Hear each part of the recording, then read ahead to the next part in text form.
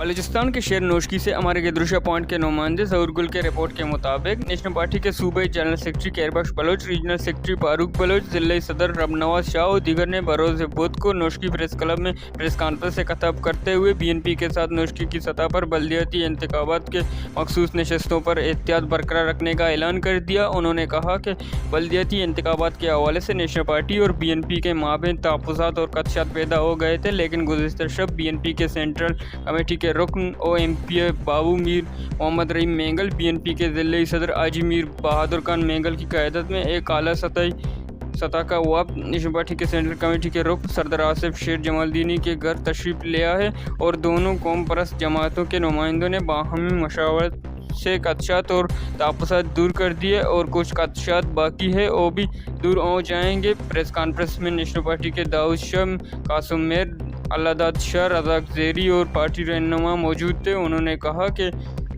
اس سلسلے میں سیاسی اور قبائلی عمائدین نے بھی مثبت کردار ادا کیا ہے۔ انہوں نے کہا ہمارا بی این پی کے ساتھ احتیاط برقرار ہے۔